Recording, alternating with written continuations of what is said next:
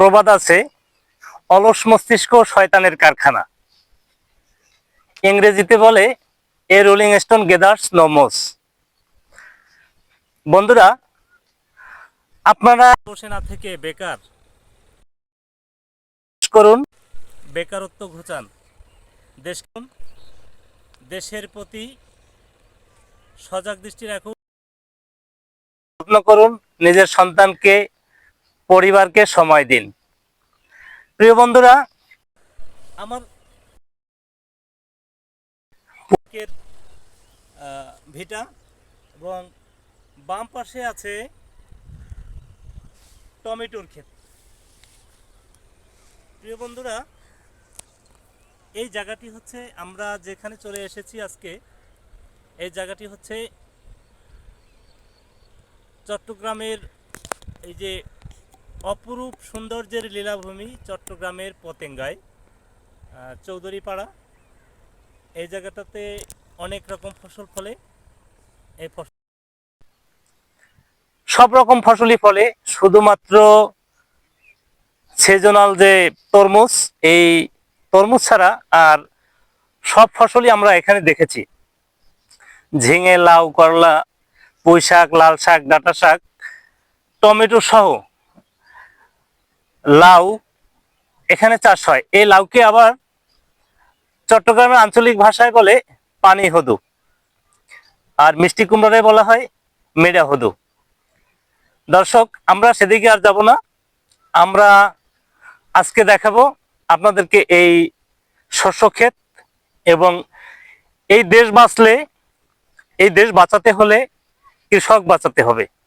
কৃষক বাঁচলে বাঁচবে দেশ, গড়ে উঠবে সোনার বাংলাদেশ। প্রিয় দর্শক, আমরা সকলে চাই আমাদের সন্তানদের, আমাদের ভবিষ্যৎ প্রজন্ম যারা আছে, তাদের সুন্দর একটা ভবিষ্যৎ। আমরা সবাই চাই আমার সন্তান থাকবে দুধে ভাতে, কিন্তু এই দুধে ভাতে যদি আপনার সন্তানকে রাখতে চাই, তাহলে দেশের কৃষক বাঁচাতে হবে। ডাক্তার, ইঞ্জিনিয়ার হয়ে লাভ কি বলুন? দর্শক,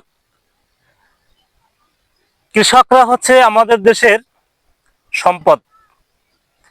আমাদের দেশে জনসংখ্যা বেশি, দেশের আয়তন হিসাবে জনসংখ্যা বেশি। জনসংখ্যা বেশিটা আসলে কোনো সমস্যা না। একটা দেশের জনসংখ্যা যদি কর্মঠ হয়, তাহলে এই জনসংখ্যা বা শক্তি, এটি আসলে দেশের সম্পদ। জনসংখ্যা, দক্ষ নাগরিক, দক্ষ জনগণ একটি দেশে থাকলে এটি দেশের সম্পদ। আমরা এই যে জায়গাটি দেখছি, এটি চৌধুরীপাড়া, একেবারে বিলের মাঝে। আমরা সেখানে চলে এসেছি, দেখেছি নানা রকম ফসল। অনেকের সাথে কথা বলেছি, অনেক কৃষকের সাথে কথা বলেছি, অনেক উদ্যোক্তার সাথে কথা বলেছি।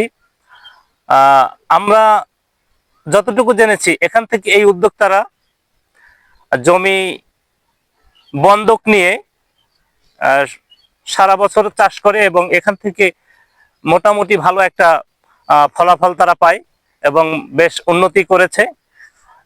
প্রিয় দর্শক, আমি আপনাদের উদ্দেশ্যে আরেকটু কথা বলতে চাই। যারা গ্রামে গঞ্জে রয়েছেন, বেকার বসে থাকেন, মেম্বারের পিছনে পিছনে ঘোরেন, বিজিবি কার্ড, তারপর হচ্ছে আপনার 5 কেজি চাউলের স্লিপ। এই আওয়ামী সরকার ক্ষমতায় থাকা অবস্থায় যে একটা সুযোগ সুবিধা ছিল অলস এবং বেকারদের জন্য, এই সুযোগ সুবিধা আপনারা আর কতদিন ভোগ করবেন? বসে খাইলে রাজার গোলাও শেষ হয়ে যায়। তো অনেকদিন তো বসে খাওয়া হয়ে গেছে আমাদের, এখন এটা করে আর লাভ নাই। আমি সবার উদ্দেশ্যেই বলি, দেশবাসীর উদ্দেশ্যে বলি, যদিও আমি ওইরকম অত মাপের বড় মাপের মানুষ না, তারপরও আমি বলবো যে আপনারা যারা গ্রামে বেকার বসে আছেন, তারা কৃষি কাজ করেন, আপনার সংসারের উন্নতি হবে। মেম্বারের পিছনে পিছনে ঘুরলে লাভ হবে না। 5 কেজি চাউলের স্লিপ পাইতে মেম্বারের পিছনে সকাল সন্ধ্যা সিরিয়াল দিতে হয়, লাইন দিতে হয়।